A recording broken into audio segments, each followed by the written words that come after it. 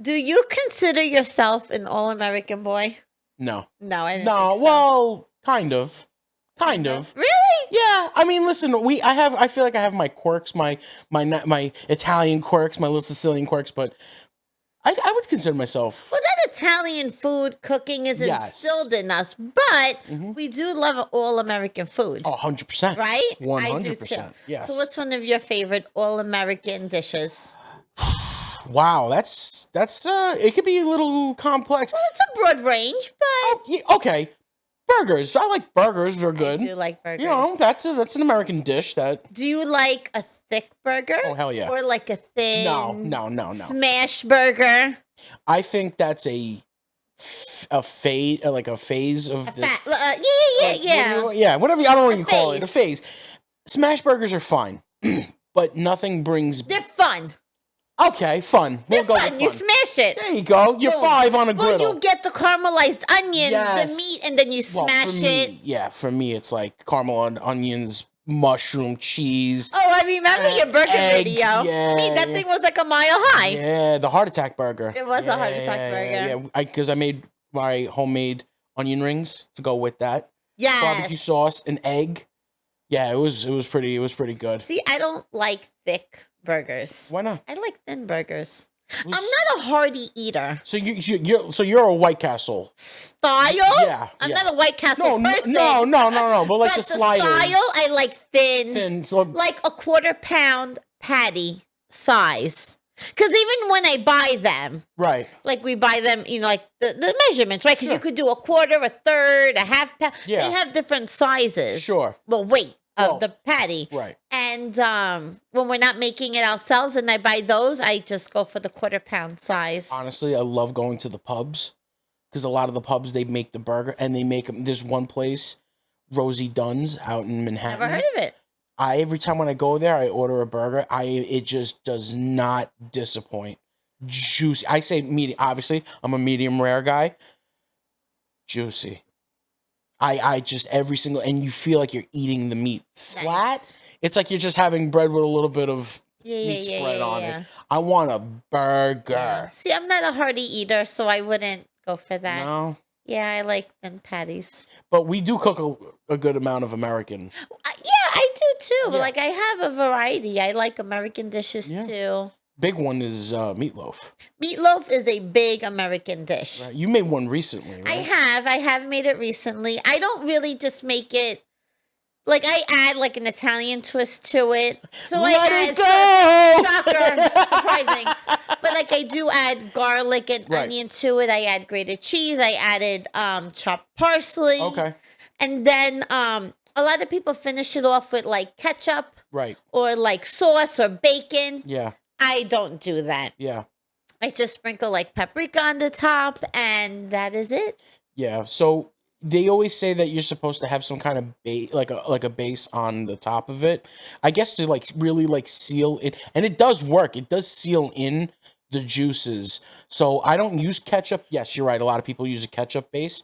I do tomato paste.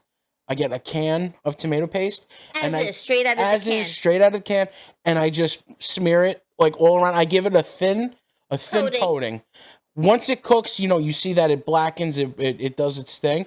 But to do it more, you could say, Americanized, if you want to call it that, I won't even bother with that. Right. But I will definitely put like cheese. Ketchup. No. I won't even use a base. I will just do I would infuse cheese in it. Like I would do like cheese chunks. In the center. In the center. Well, see, I stuffed mine. What'd you stuff it with? I stuffed it with ham and provolone and boiled egg. Okay. So that's my like Italian way also. 'Cause, Yeah. I mean, yes, I do enjoy meatloaf. Yeah. But I feel like when it's just Americanized, simple, like with just Worcestershire sauce and Right. ketchup and seasoned and whatever, like I feel like it's just plain. It's a lump of meat. So the way you did it, I'm gonna put it like this. There's not a lot of meat, right? Right. Because you have it the bottom and then around, and then the center you have ham, provolone, a boiled egg. So really, it's like a half and half ratio. The way I like to look at it, you made a elongated Italian meatball, and while the American one is more like a hamburger. Yeah. You know what I mean? Yes, yes. Because I that's agree essentially with what you. you're doing. Do you use the three type meat mix, or do you Honestly, stick in with the one? in the meatloaf, I just did ground beef. Okay, that's it. Just Yes, ground I beef. didn't Okay. do a meatloaf mix. That's Okay. I use for my meatballs. Yes. The meatloaf Yeah. mix. I guess it lightens it up. Because you're getting both the pork, which makes it light and Yes. bouncy, but the density of the regular beef. So Yes, yes. it's a good combo. Because Yeah. remember, you're using in the 3 combo, it's veal and beef. Yes. So you're getting 2 to 1 Right. ratio Right. if you really look at it. But yeah, no, meatloafs are easy to make. Everyone has their own style. Like I said before, I like to cube up, like small cube up of cheddar. Okay. Put it in the mix like that. And although the video I did got messed up because I cut it and it wasn't just ready. But when I finally put it back in and took it out, I had those cheese chunks ooze and Okay. sliced, and you could taste. I had onion in there. It was all on its own little thing. So It then, was- like when you slice, it's kind of like a burger because then you have the meat and the cheese. there you go, there you go. It needed nothing. Right. It needed nothing. It's like even with that, even though I don't normally going with a salad on the side, you still have like that hearty on one side, I need and mashed potatoes. I could see that. Yeah. I no, it's a necessity. Well, here's the problem. So I would want to put gravy on brown gravy. on the meatloaf, but the way Yes. with the ham and the egg, I don't know if it Okay. would go. Yes. Okay. I agree with you. You see what you see where I'm getting No, at? I agree Alright, with okay, you. Cool. If it is more plain, Yes. yeah, gravy absolutely. is going everywhere. Oh, yeah, on the 100%. meatloaf, on the mashed potatoes, gravy's going everywhere. Yes. On mine, I did not put no gravy on my meatloaf. Right. Just on because I had it filled. So I really didn't need additional flavors going on there. and correct. gravy going in my ham. Yeah. So I ate that on its own, but gravy was all over my mashed Okay. potatoes. That's good though. But what else would you make that you would consider to be like an Americanized All American dish, Yeah. mac and cheese. Okay. Have you made it from scratch Definitely. yet? Like the American mac and cheese from scratch. I really do not do that often. Okay. I don't. Okay. But you have. Yes, I have. And I know you have a video on it. Yep. So explain to me how you make yours. Easy. You grab your Dutch oven because I swear to God, we keep going back to this. It's like one of the greatest things I don't ever understand who invented. doesn't, why you wouldn't have one. You can make bread in a Dutch oven. I could hide pets in it. You understand? I could put a cat in there and no one would know. This thing is you're like so versatile. So definitely. So what you're gonna do is I'm like a mixed reviewer when it comes to making a roux. I know people who don't do a roux and it comes out fine.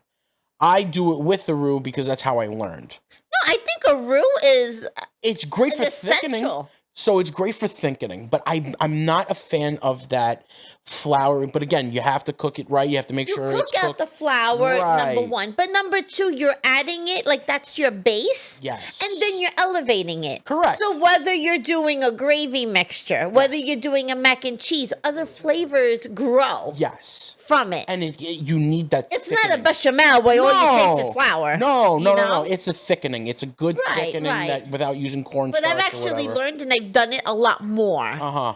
in my dishes. Okay, so that's good. When you have pan drippings or Right. whatever, Yes. let's make a roux. Because that's what it is. And it's an easy ratio. Exactly. One it's to 1 to one. 1. Well, what is it? It's one A tablespoon of flour to a tablespoon of butter. So if That's you do very 2 important. tablespoons of butter, you do 2 of flour. Correct. It's 1 So to 1. I did 1 stick of butter, which was 8, right? No, yeah, it's 8. 8 tablespoons. 8 tablespoons, So and then 8 8 tablespoons of flour. We cook that. I cook that out. Then I throw in the milk. I think I did 3. I can't remember exactly 3 or 4 cups of milk. Right.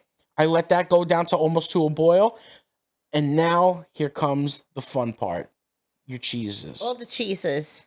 It's very, very important that you put a pulley cheese, like a very a pulled cheese. So off the bat, mozzarella.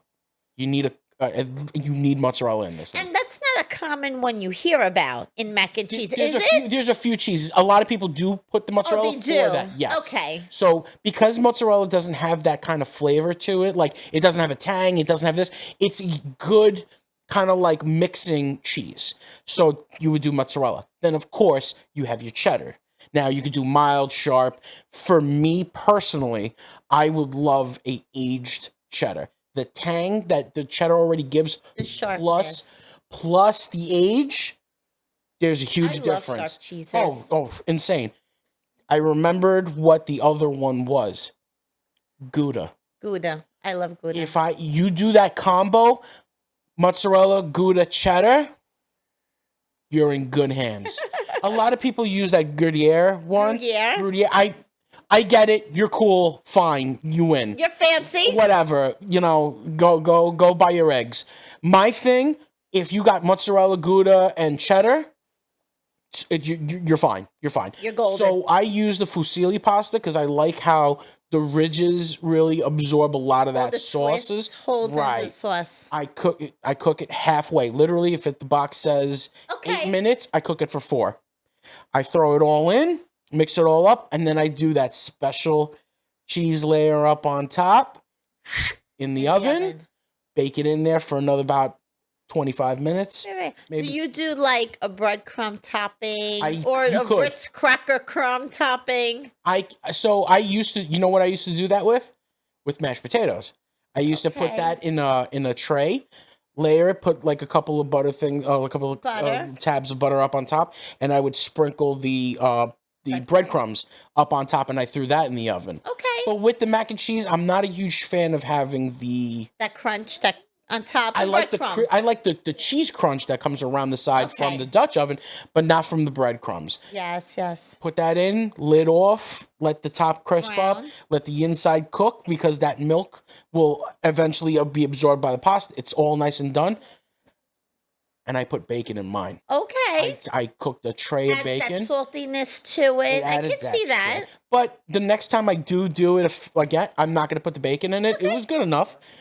But I feel like it took away from the sharp cheddar, aged cheddar that I had in there, and I want to taste more of that. Okay. So I'm gonna do that again. But what's gonna be your mix? Because you could do a lot of the cheeses. It has to be soft cheeses. Of course so what are you thinking to do? Like what's gonna be your combo? Like the cheese combo? Yeah. Well, definitely a cheddar cheese for sure.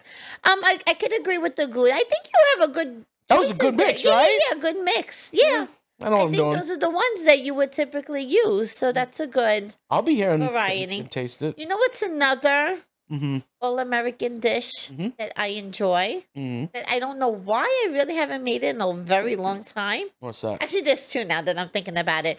Salisbury steak. Ooh, okay. Do you like that? Yeah, I've made it a couple of times. God, it's so good. And it's not hard. With the ground beef, and then you have onion in there and the gravy. And that's How come they all go with mashed potatoes? Like, what is this? I think that's the key to figuring what's American. If it goes with mashed potatoes, it goes with mashed potatoes, it makes American. it American. That's okay. It. And I'll keep that in mind. With my Salisbury, I'm a big mushroom person too. Me too. I loved putting that gravy with it. But the Salisbury steak is funny because it's like you're doing a burger, but you're also doing a meatball, but you're adding stuff like Dijon mustard to it. You're also adding definitely egg in it. There's egg, and how it's formed, like you're doing it a little differently. Like it's an oval patty. Yeah. It's a different shape than the burger and the meatball. Yes, and you've made it, right? Many moons ago, a long time ago. Get back on that. Yes, and you know what's another thing that I love? What's that? French onion soup. You've made it? Yeah. Okay. I'm gonna say this. Love there was a place upstate. I can't remember where it was. It was by my parents' house. The guy sold it. He was an old school like fire chief for the city, but then he bought this place.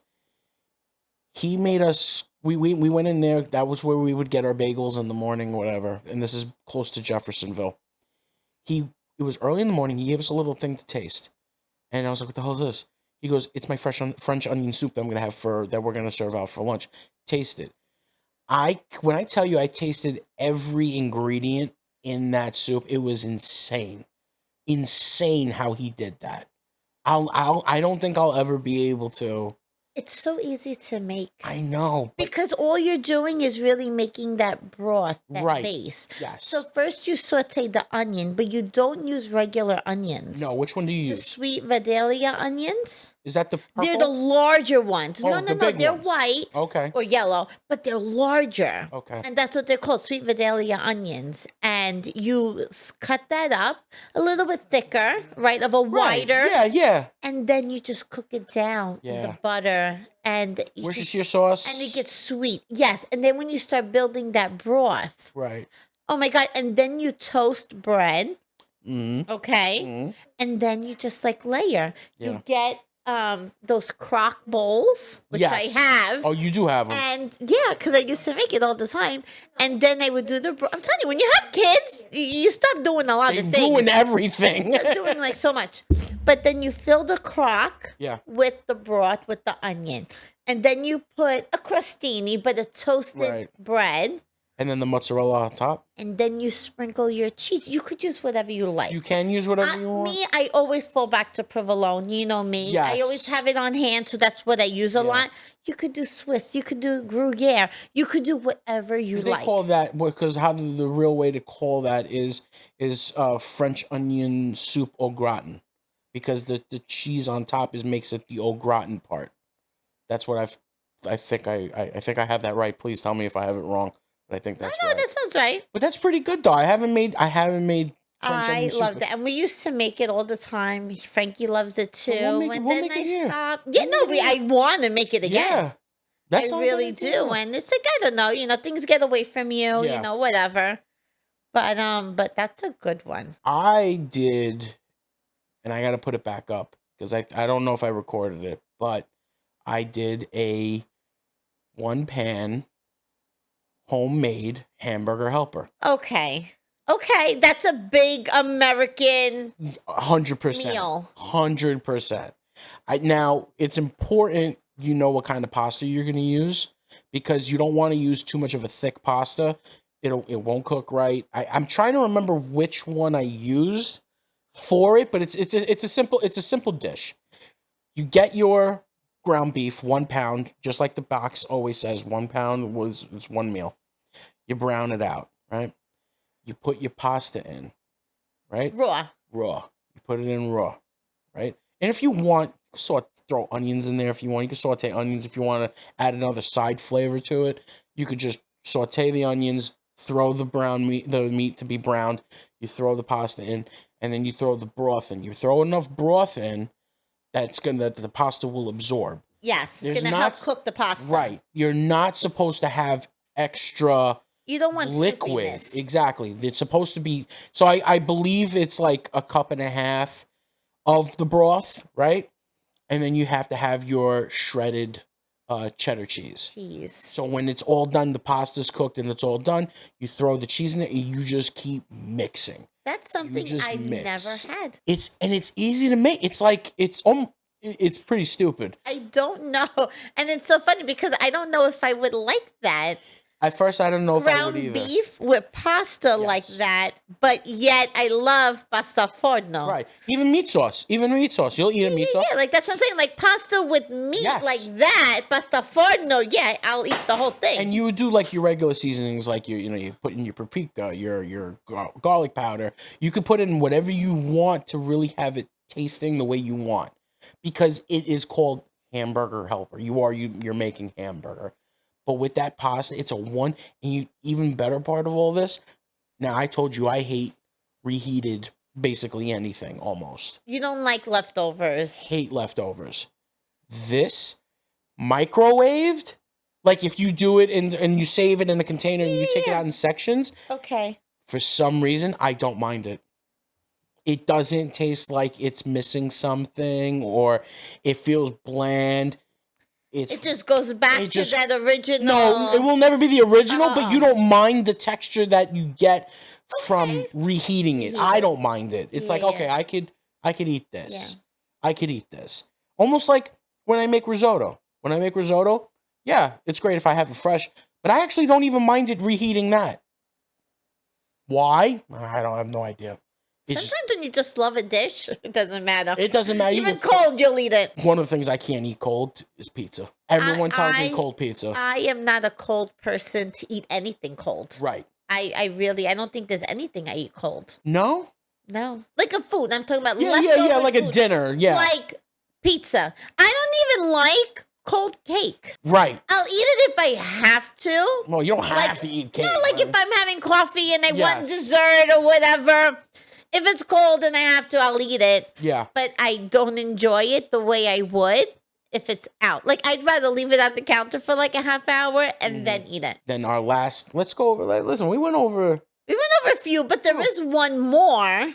What's that? Grilled cheese. Yes. Now, I mean, who does not love a grilled cheese sandwich? I think I haven't met one person who said that they don't like it. I think that's one of the first. But it's also call it a dish. But it's also a pairing too, because the American grilled cheese comes with tomato soup. See, that's what I'm saying. That's what I'm talking about. I'm gonna stop you. No. I do not drink sauce. No. Listen, I feel the same exact way. I think that if they did like a tomato bisque or whatever, it's a little different. It's not sauce. No. It's made differently. But that's what me and you would think. Conception. That's what me and you would think, because it's like it is kind of sauce. But there's a reason why they've been paired for so many years. And it's seasoned differently. It's thinned out 100%. To be a soup. But what is your grilled cheese? What is it? My grilled cheese, it's very traditional. Okay. I take American white bread. Mm-hmm. I put the soft butter. Yes. That's the softened one, not hard butter. Yeah. And I do that on the outside. Yeah. American cheese in the middle, and then I just brown both sides. And that's the only way you've had it and done it? That's my traditional grilled cheese that I do all the time. Okay. There's another version. Sure. I think it's French, or they add a French twist to it, and I don't even know if I'm saying this correctly, but it's a croque madame. Okay. Where you'll put a slice of ham. Yes. In the middle, in between the cheese. Make your grilled cheese sandwich then put it aside, make an egg. But I love an over easy egg or sunny side up. So, where the yolk is soft. Yes. But the top layer is like cooked a little bit. Over easy. I don't want nothing. Over easy. Well, over easy. And then put that on top. Oh my God. Good. Like that's like a little bit more decadent. Yes. Absolutely. More indulgent. So you never really played around with like putting other cheeses in it and just to see how it would come out? No, because to me, a grilled cheese is like when am I gonna make? Right. What am I gonna make? When am I gonna have for lunch? Yeah. I'm gonna make grilled cheese. We're we'll have cereal for dinner, people. Honestly, when I'm really freaking tired. Yeah.